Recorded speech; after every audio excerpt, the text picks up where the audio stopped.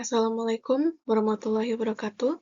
Perkenalkan, nama saya Laras Widaya dari kelas D Manufaktur dengan NIM 24051230089. Di sini saya akan mempresentasikan sistem informasi berbasis preventive maintenance untuk meningkatkan kendala mesin pada industri manufaktur. Di sini saya akan mempresentasikan untuk bab 5, yaitu teknologi digital dalam sistem informasi maintenance.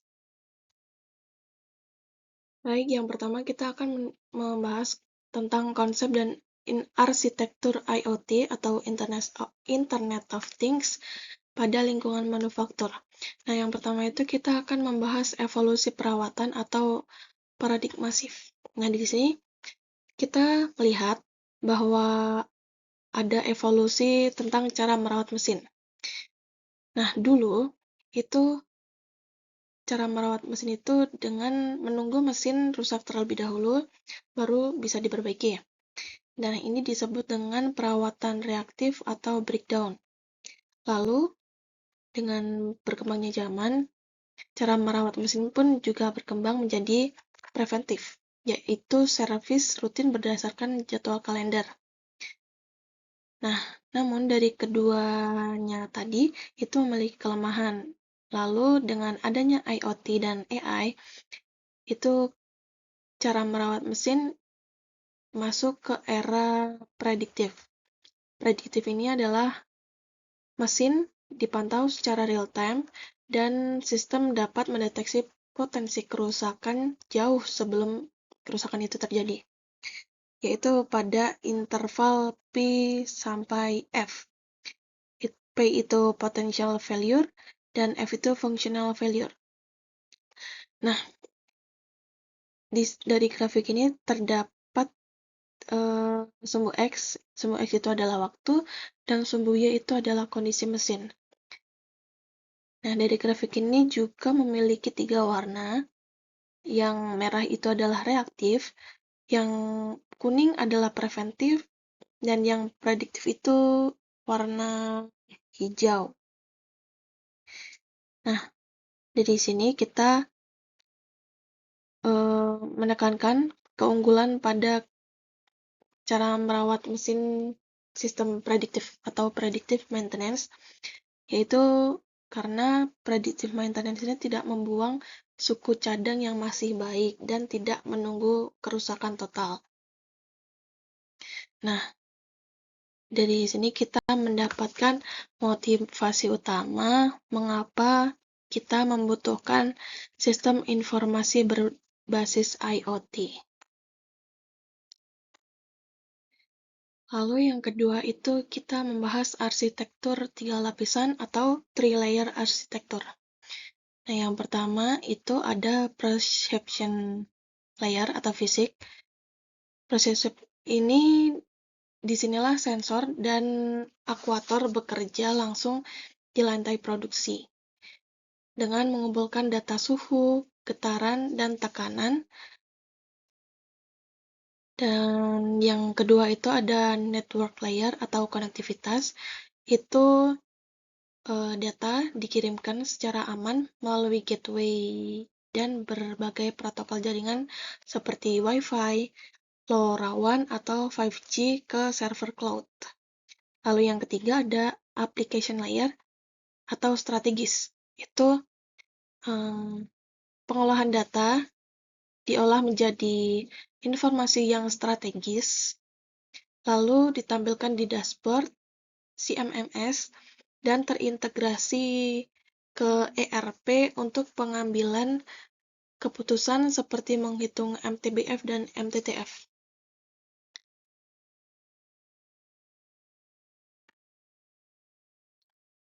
Lalu selanjutnya kita akan membahas tentang protokol komunikasi data pada jaringan mesin. Nah, di sini terdapat 4 protokol. Yang pertama itu adalah protokol MQTT. Nah, protokol MQTT ini memungkinkan komunikasi yang efisien dan ringan. Nah, dan sangat cocok untuk jaringan yang tidak stabil dengan overhead minimal. Lalu, Protokol ini memastikan pengiriman data penting tanpa kehilangan. Lalu yang kedua adalah protokol COAP. COAP ini dirancang untuk perangkat berdaya rendah dan memungkinkan komunikasi efektif dengan konsumsi energi minimal, dan protokol ini ideal untuk sensor di lokasi terpencil dalam industri.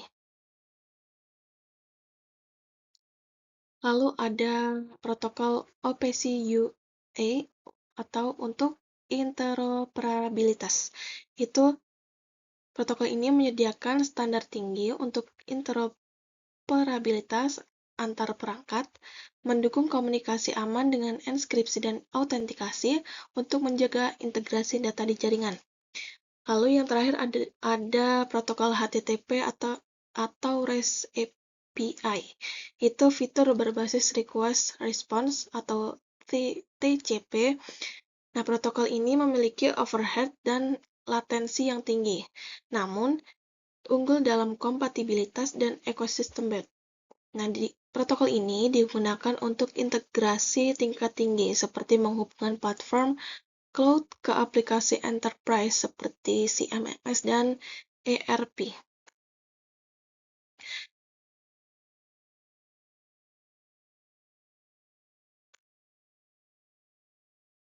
Lalu, kita akan membahas tentang integrasi IoT dengan PLC dan SCADA. Nah, saya jelaskan secara garis besarnya. Pada umumnya, mesin di pabrik itu sudah dikendalikan dengan PLC. PLC itu adalah Programmable Logic Controller. PLC ini terdapat dua, yaitu PLC modern dan PLC lama. PLC modern ini bisa langsung terhubung ke platform IoT via OPC UA, namun pada PLC lama itu menggunakan protokol Modbus atau Profibus untuk Industrial Gateway sebagai penerjemah. Jadi, kita tidak perlu mengganti mesin, tetapi cukup menambahkan gateway-nya. Sementara itu pada SCADA, itu berperan sebagai agregator yang mengumpulkan dan memvisualisasikan data dari banyaknya PLC sekaligus. Lalu, dari SCADA ini meneruskan ke platform IoT dan CMMS untuk analisa kondisi mesin secara menyeluruh. Jadi, intinya PLC itu adalah otak pengendali mesin individual, dan SCADA adalah pusat komando yang mengawasi banyaknya PLC sekaligus. Dan Industrial Gateway itu adalah penerjemah agar mesin lama bisa terhubung atau bisa bicara dengan sistem modern, dan integrasi ini sangat penting untuk industri yang memiliki mesin campuran, yaitu mesin lama atau mesin baru. Lalu selanjutnya kita akan membahas tentang jenis-jenis sensor pada komponen mesin. Nah, pada tabel ini menunjukkan 4 sensor utama beserta fungsinya. Yang pertama itu adalah sensor getaran. Nah, sensor getaran ini dipasang pada poros dan bearing. Sensor ini mampu mendeteksi imbalance atau misalignment dari 2-8 minggu sebelum mesin benar-benar gagal. Lalu yang kedua ada sensor suhu atau RTD. Itu memantau motor dan panel listrik. Nah, sensor ini itu mendeteksi overheating dari 1-4 minggu sebelum mesin gagal atau 1-4 minggu lebih awal. Lalu yang ketiga adalah sensor emisi akustik, itu pada turbin dan pipa. Nah, sensor ini mampu mendeteksi retak mikro atau kebocoran. Bahkan waktu deteksi dininya itu dapat dihasilkan dari bulan-bulan sebelumnya. Lalu yang terakhir ada sensor kualitas oli. sensor kualitas oli ini ada pada gearbox. Nah, sensor ini memantau tentang degradasi, keausan, atau pelumas secara real-time, inline.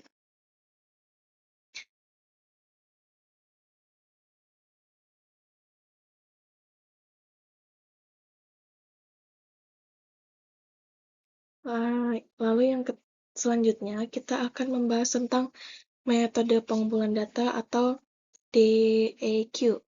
Nah, data dari sensor itu bersifat analog. Misalnya, sinyal getaran itu berupa gelombang kontinu, dan sinyal ini harus dikonversi ke format digital melalui sistem DAQ atau data acquisition. Nah, prosesnya itu meliputi 3 tahap, yaitu yang pertama adalah filtering, itu untuk membuang gangguan, kemudian amplifikasi, itu agar sinyal yang dikirimkan itu cukup kuat, lalu ada sampling. Sampling itu untuk mengubah menjadi data digital. Nah, sistem DAQ ini kemudian menggunakan matriks deteksi dini untuk mengenali pola yang menunjukkan potensi kegagalan, sehingga alarm dapat diberikan sebelum masalah benar-benar terjadi. Nah, secara analogi itu DAQ itu seperti telinga manusia yang mendengar, lalu otak yang akan memproses suara yang dihasilkan. Nah, tanpa DAQ ini, data sensor itu tidak bisa dibaca oleh komputer. Dan DAQ ini merupakan filter penting untuk menghilangkan noise atau bising elektromagnetik yang umum di lingkungan pabrik.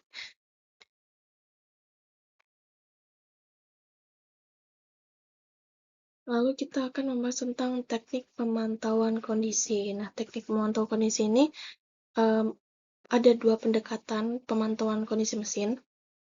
Yang pertama itu adalah continuous monitoring atau pemantauan secara terus-menerus. Nah, continuous monitoring ini memasang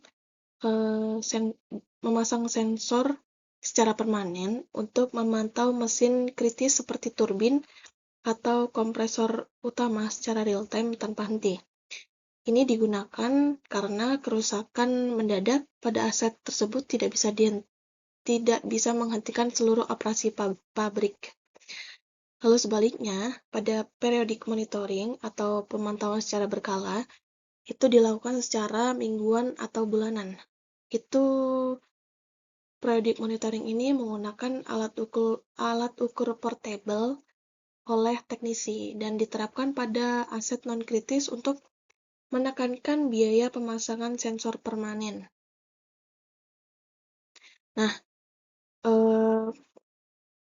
pemilihan antara keduanya itu bergantung pada seberapa kritis aset tersebut dan berapa biaya downtime-nya.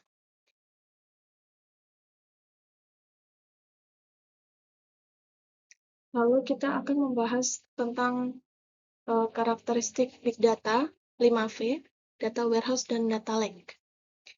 Nah, dari gambar ini, terdapat ribuan sensor menghasilkan data dalam jumlah masif yang memiliki karakteristik 5V. Nah, dari volume ini, yang pertama itu adalah volume, itu puluhan gigabyte per hari dari ribuan sensor. Lalu ada velocity. Velocity itu menerima aliran data konstan tanpa jeda. Misalnya sampling 10 kHz. Lalu yang ketiga adalah variety atau campuran data yang tidak terstruktur seperti sinyal getaran mentah dan data terstruktur seperti log work order. Lalu yang keempat ada veracity. Veracity itu di dalamnya itu data perlu dibersihkan dari derau elektromagnetik. Lalu yang kelima ada value. Value ini adalah analisis keandalan yang dihasilkan bisa mencegah kerugian miliaran rupiah. Nah, data mentah ini disimpan pada data lake. Sedangkan data yang sudah terstruktur dan siap dianalisis dan disimpan itu ditempatkan pada data warehouse. Dan 5V ini adalah kerangka standar untuk memahami big data di industri. Lalu, untuk data lake dan data warehouse ini, keduanya saling bekerja sama karena pada dasarnya lake itu menerima dan warehouse itu menyajikan. Lalu selanjutnya kita akan membahas tentang edge computing dan cloud computing. Nah, pada dasarnya tidak semua data itu perlu dikirimkan ke cloud. Nah, dari sini terdapat 3 tingkatan komputasi berdasarkan lokasi dan latensi. Yang pertama itu adalah edge computing, itu berada paling dekat dengan mesin, yaitu dengan latensi di bawah 1 milisecond. Nah, edge computing ini digunakan untuk kontrol real-time dan emergency shutdown. Yang kedua itu adalah fog computing, itu berada di gateway pabrik. Nah, dengan latensi 1 hingga 100 milisecond. Fog computing ini mengagregasi data dari ratusan sensor dan melakukan analitik lokal. Lalu yang ketiga ada cloud computing. Cloud computing ini berada di pusat data global dengan latensi di atas 100 milisecond. Dengan kekuatan komputasi tak terbatas untuk melatih model deep learning dan menyajikannya menjadi dashboard historis. Nah, dapat kita simpulkan bahwa semakin dekat ke mesin, maka semakin cepat pula responsnya, tetapi kapasitas komputasinya lebih terbatas.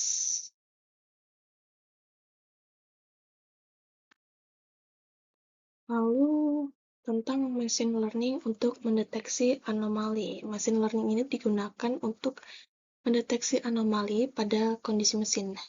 Nah, terdapat 2 pendekatan. Yang pertama adalah supervised learning dan unsupervised learning.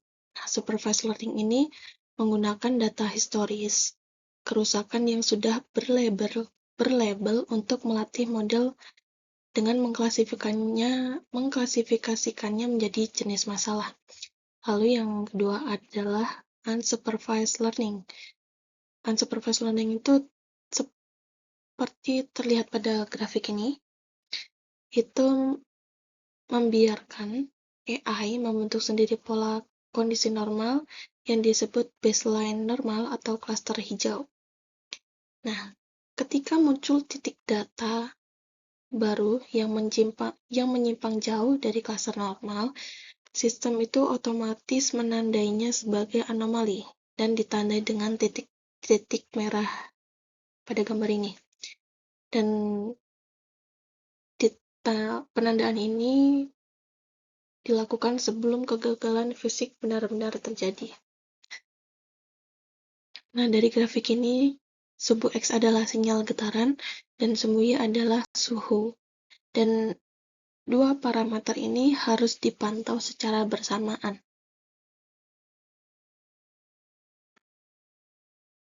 Lalu kita akan membahas tentang deep learning dan RUL. Nah, untuk memprediksi atau menghitung RUL ini, RUL tersebut panjangannya adalah remaining useful life. Itu cara untuk memprediksinya itu dengan berapa lama komponen dapat atau bisa beroperasi. Nah, prediksi ini menggunakan algoritma LSTM, yaitu varian recurrent neural network yang unggul dalam memproses data urutan waktu. Nah, LSTM ini bekerja melalui 3 gerbang, yaitu forget gate atau gerbang lupa, lalu ada input gate adalah gerbang masukan, dan ketiga adalah output gate, yaitu gerbang keluaran. Forget gate ini menghapus informasi historis yang sudah tidak relevan. Lalu input gate itu menyimpan informasi sensor terbaru yang valid, dan output gate itu menghasilkan prediksi akhir berupa nilai RUL. Dengan LSTM ini, para tim maintenance dapat merencanakan penggantian komponen secara presisi sebelum gagal. Nah, RUL ini pada dasarnya itu sama dengan sisa garansi komponen mesin dalam satuan waktu atau siklus operasi.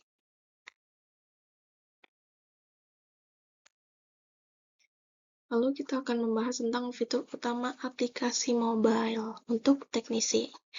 Nah, dari semua data dan instruksi yang sudah dihasilkan oleh sistem, itu harus dapat diakses teknisi di lapangan melalui aplikasi mobile. Nah, untuk tiga fitur utamanya adalah manajemen work order. Itu teknisi menerima work order secara real time di smartphone tanpa perlu kembali ke kantor. Lalu yang kedua adalah checklist digital. Itu berfungsi untuk menggantikan formulir kertas dengan checklist yang bisa dikonfigurasi sesuai jenis mesin. Lalu yang terakhir adalah akses dokumentasi. Akses dokumentasi secara manual itu dilakukan oleh teknis dan aksesnya itu menggunakan diagram mesin yang tersedia pada digital, lalu langsung digenggam oleh teknisi. Nah,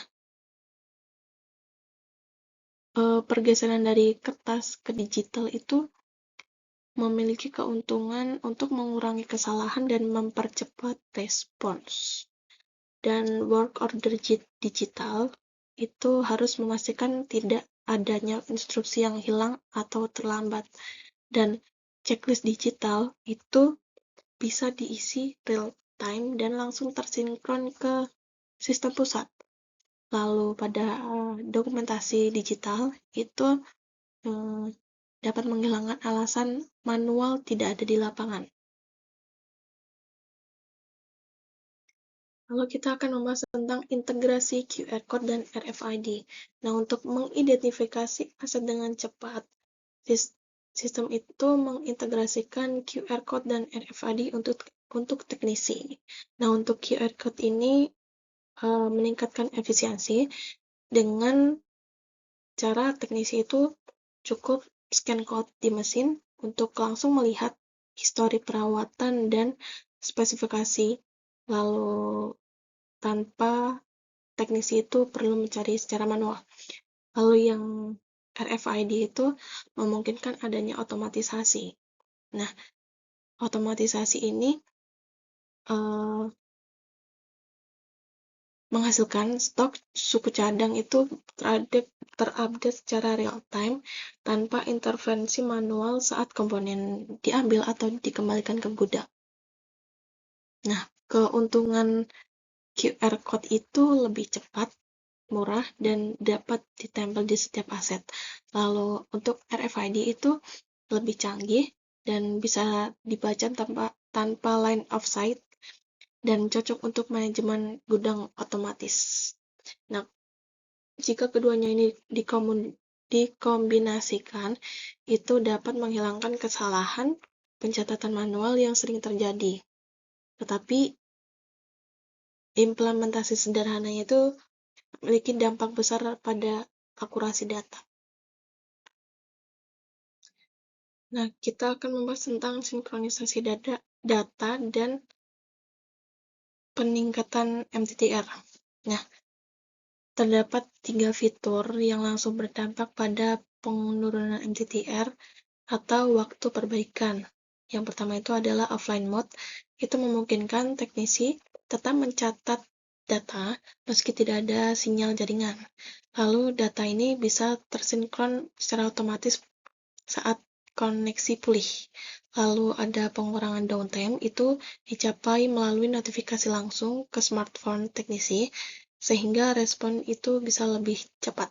Respon yang disampaikan itu dapat lebih cepat. Dan ketiga itu ada akses data secara real time. Itu akses data ini itu memberi teknisi riwayat kerusakan dan rekomendasi perbaikan langsung di lokasi kerja. Jadi teknisi itu tidak perlu balik pulang ke kantor terlebih dahulu untuk konsultasi. Nah, MTTR yang lebih rendah itu produksinya akan berjalan lebih lama dan kerugiannya itu lebih kecil.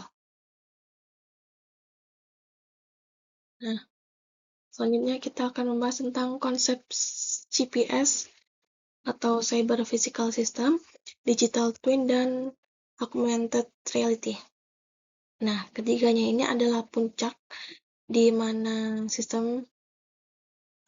puncak dari sistem maintenance cerdas yang berbasis IoT dan AI. Nah, CPS sendiri itu menghubungkan mesin fisik dengan dunia digital secara real time. Lalu digital twins ini itu duplikat virtual dari mesin fisik. Jadi setiap perubahan di mesin nyata itu langsung di mirroring atau tercermin di digital twins ini. Nah, lalu kita bisa menjalankan simulasi skenario kerusakan, pengoptimalan parameter operasi, bahkan membuat keputusan perawatan otonom tanpa harus menyentuh mesin asli. Sementara pada augmented reality itu membantu teknisi di lapangan dengan overlay instruksi kerja 3D langsung di atas mesinnya yang sedang diperbaiki. Nah, ini memungkinkan untuk expert di lokasi jauh untuk membimbing secara real time melalui live streaming pada teknisi atau bawahannya. Nah, dari digital twin dan augmented reality ini dapat mengurangi MTTR dan memfasilitasi transfer pengurangan antar generasi teknisi.